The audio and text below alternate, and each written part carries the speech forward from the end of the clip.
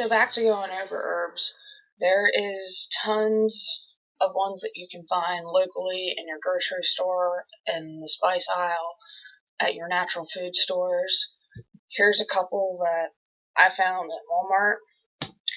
These were literally like 88 cents.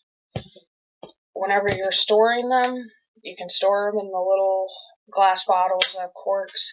You can put them in mason jars, just about anything, as long as you're making sure that you're labeling them so you don't get them confused, etc. I mean, you're definitely, if you're going to be working with herbs all the time, you're going to definitely want to invest in getting a mortar and a pedal, for the reason being you're going to need it for making powders, tinctures, etc.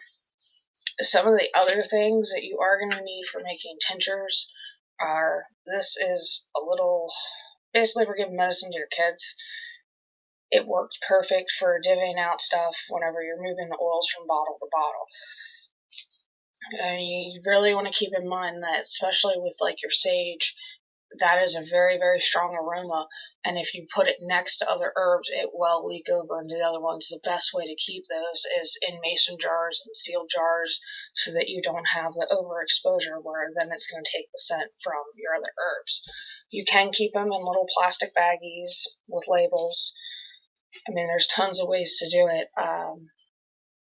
The main thing you want to do is focus on just kind of the ones that you can basically are readily available to you, and then slowly start working up until you get a bigger collection.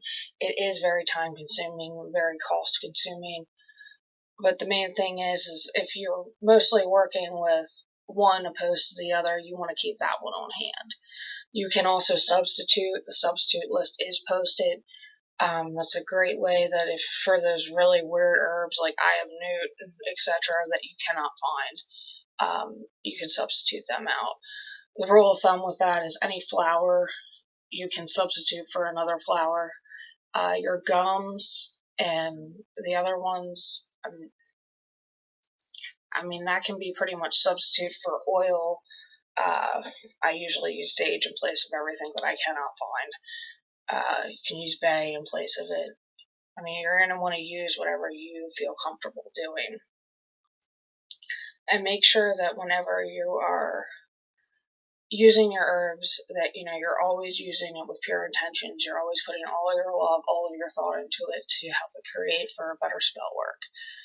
You definitely don't want to be doing it whenever you're overly exhausted, or overly mad, because all that energy is going to go back into the herb itself.